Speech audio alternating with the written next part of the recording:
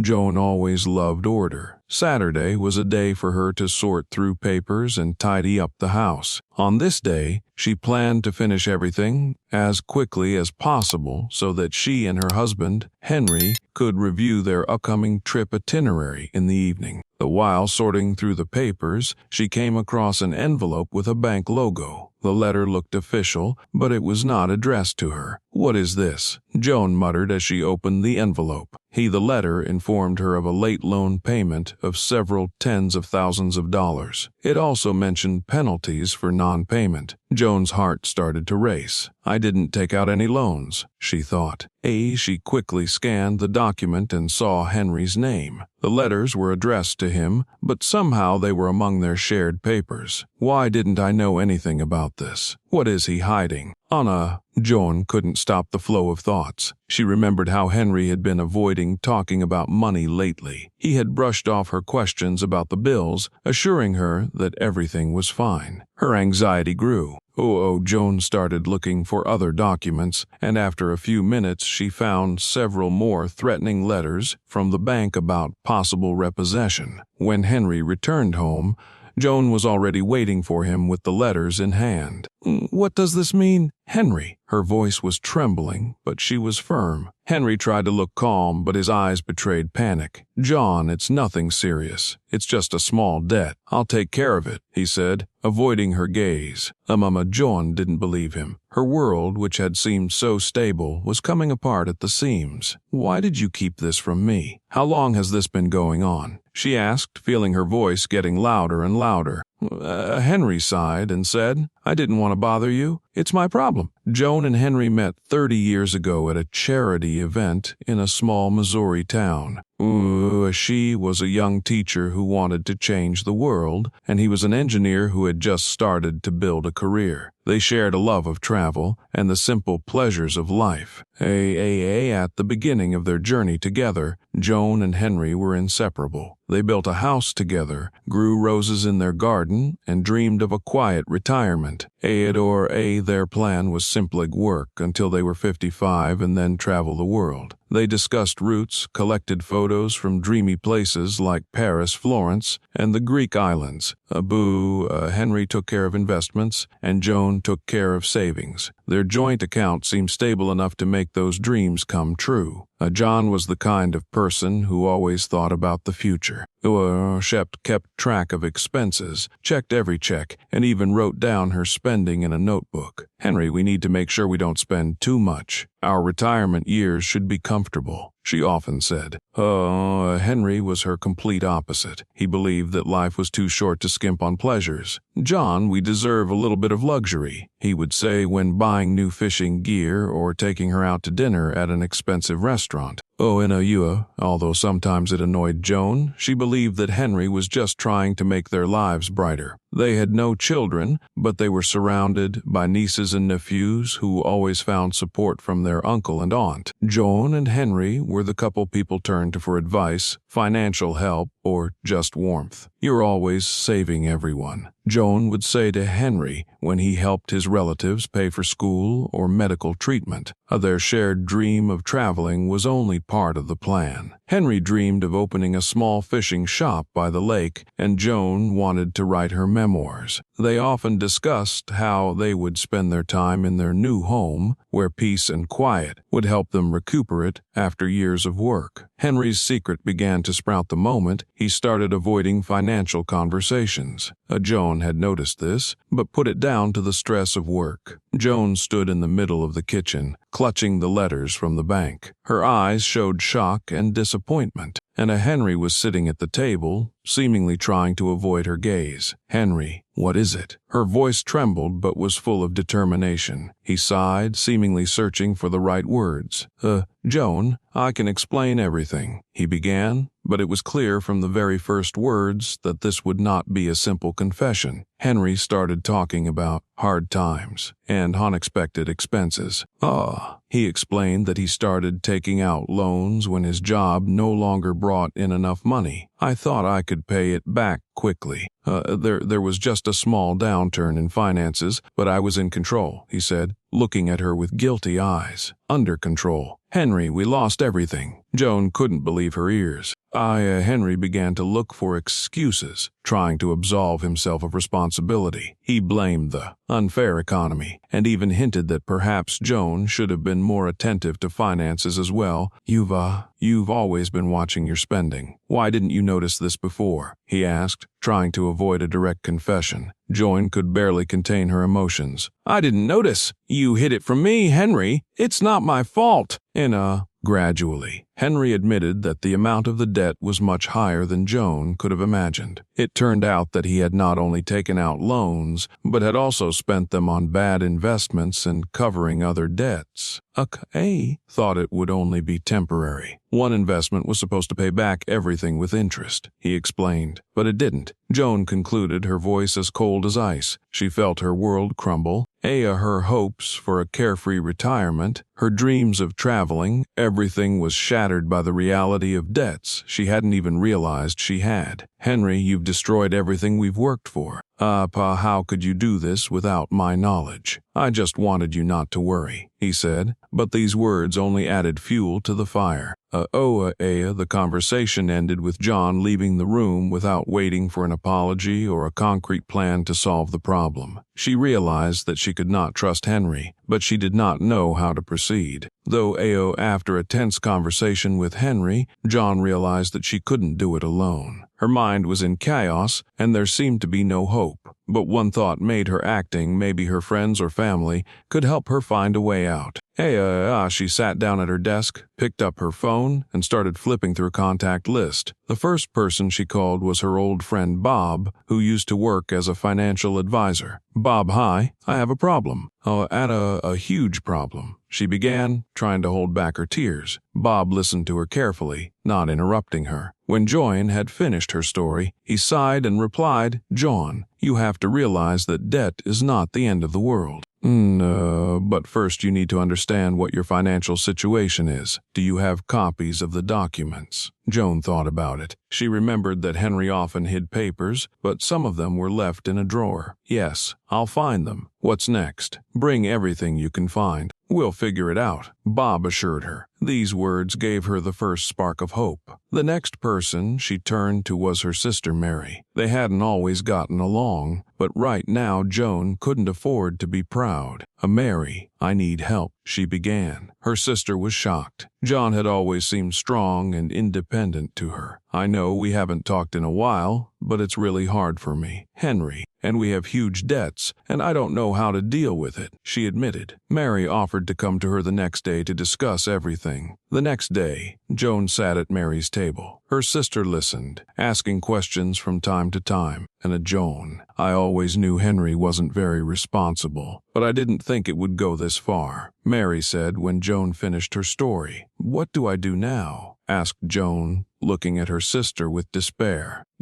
First, you have to talk to a lawyer, and second, you have to make Henry take responsibility for his actions, Mary replied firmly. Mary suggested that Joan temporarily move in with her to avoid the cost of rent and focus on solving her financial problems. It won't be easy, but you can start over, she said. Joan agreed, although her pride screamed against it. After talking to her sister and Bob, Joan felt a little relieved. She realized that she was not alone, and this gave her strength. She began to make a list of people who could help her.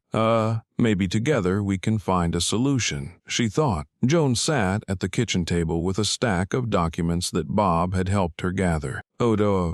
She looked through the papers, not understanding how so many important things had been left out. One of the first documents that caught her eye was an investment fund agreement. On the cover in large letters it read, Growth Potential, Guaranteed Income. What is this? She thought as she unfolded the paper. Her eyes skimmed the text until they stopped at the fine print, which promised high returns through an aggressive investment strategy. Henry, what have you done? She said aloud, clutching the paper in her hands. When Henry returned home, Joan was waiting for him in the living room. Her face was stone, and she was holding the documents. Henry, I need to know the truth. What is this fund, and why is our money there? Henry stopped, confused. Doggone. It was a decision I made to secure our future. To secure our future. Are you kidding me? It says here that this is a risky fund with a dubious reputation. He sighed and sat down next to me. I wanted to grow our savings. They promised high returns. So, where are those profits, Henry? Why didn't I know anything? Henry began to explain how it all happened. Had met an investment fund agent at a business conference a few years ago. The agent convinced him that the fund was revolutionary and offered unique opportunities for people of pre-retirement age. I was sure it was the right move. But then the fund started losing money due to economic fluctuations, and you didn't even think to tell me about it. You hid it for years. Joan could not hold back her tears. And after this conversation, Joan went back through the documents to understand the extent of the problem. She found another contract for an investment in a solar panel startup. Solar panels. Henry, did you invest in this? Henry looked down guiltily. It looked like a promising business. They said it was the future. And now what? The company is bankrupt, isn't it? Yes, he whispered. Henry, do you realize what you've done? You've destroyed everything we've worked for. Henry tried to explain that his actions were motivated by fear for their retirement, but Joan couldn't take any more excuses. You didn't just invest our money. You broke our trust. Jan suddenly remembered that Henry often disappeared on weekends, citing work meetings. There's more to this, isn't there? She asked, looking him straight in the eye. Henry remained silent. Speak up, Henry. What else are you hiding?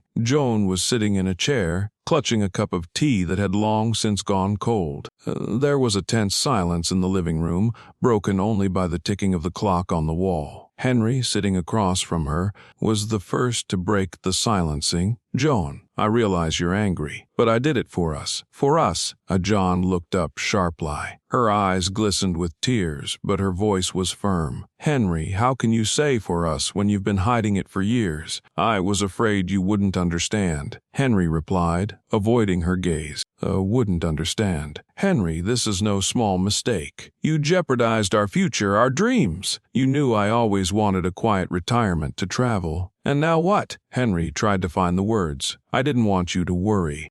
I thought I could fix it. But you didn't, Henry. You were just chasing an illusion while everything was falling apart around you. Henry sighed and abruptly rose from his chair. And you never believed in me. All in all these years, all you did was control expenses and repeat how important it was to save money. I wanted to prove that I could give us more. And this is your more. An empty account and debt.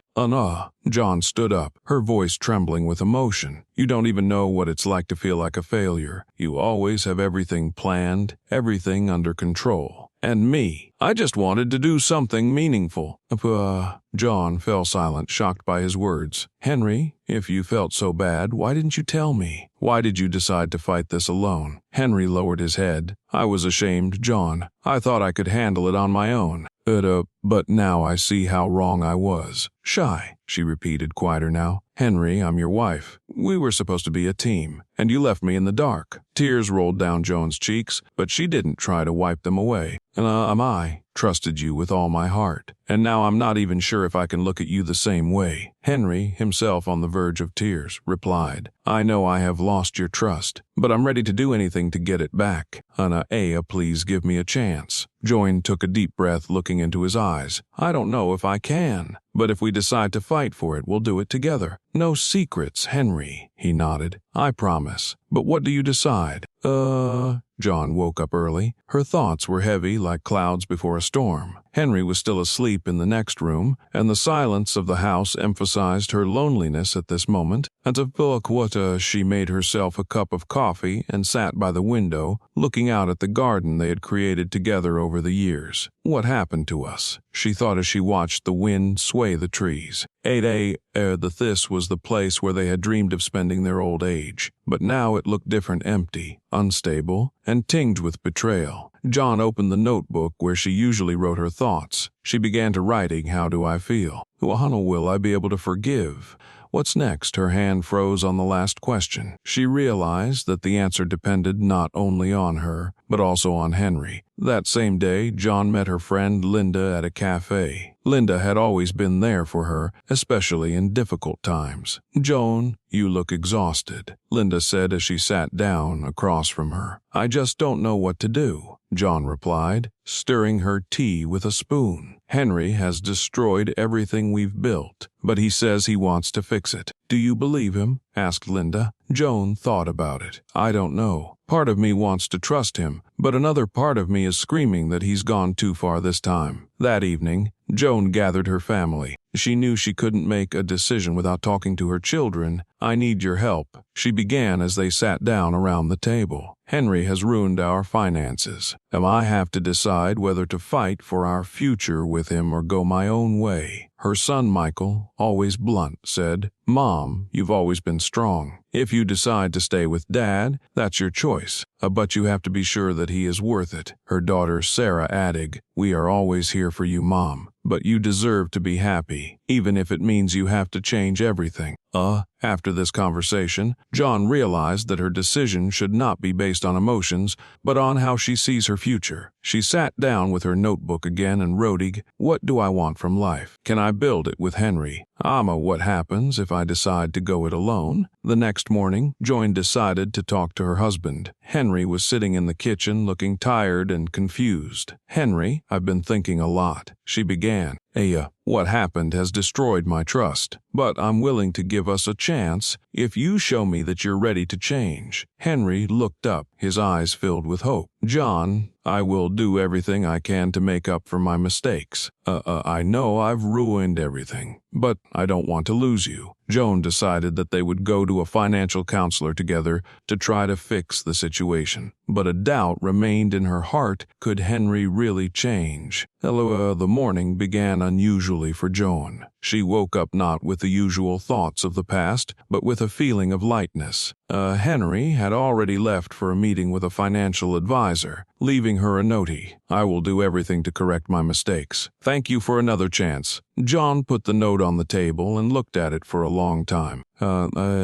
She realized that her decision to stay with Henry was a risk, but was it the right risk? Later, they met with a financial advisor. It was a difficult conversation. It turned out that Henry's debts were higher than he had previously said. You're going to have to change your lifestyle," the counselor explained. "That means selling some assets and possibly moving to a smaller home." Joan and Henry agreed, although it was not an easy decision. Over the next few weeks, they began to make changes. Joan sold off unnecessary items, looked through old photos, and dreamed about the future. But at the same time, she felt as if every item that left the house reminded her of what had been lost. "Maybe this is a new beginning," she told herself as she closed the pantry door. Henry began to work on rebuilding trust. He regularly showed Joan his expense reports, consulted her about every financial decision, and even started spending more time at home. "I can see you're trying," Joan said one evening, "but I still can't get over it." Henry nodded. "I understand that, and I'm not asking you to forget. I just want you to see that I'm changing." Joan realized that she needed her own space to grow. She started attending a local retirement club where she met people who had also experienced hardships. "We always have a chance to start over," said one of the women sharing her story. These words inspired Joan. She enrolled in the needlework classes she had always wanted to take but never found the time. Despite Henry's best efforts, Joan still had the feeling that he hadn't told her the whole truth. One day she accidentally found an old letter that hinted at another financial problem he hadn't mentioned. "Can I really trust him?" she thought. She decided not to bring it up right away, but wrote it down in her diary to think about it later. Joan stood at the window of her new, smaller house. She looked at the sunset and felt a strange combination of peace and anxiety. We've started over," she said to herself. "But will it be enough?" Don't forget to subscribe to the channel and leave your thoughts in the comments. What would you do if you were Joan?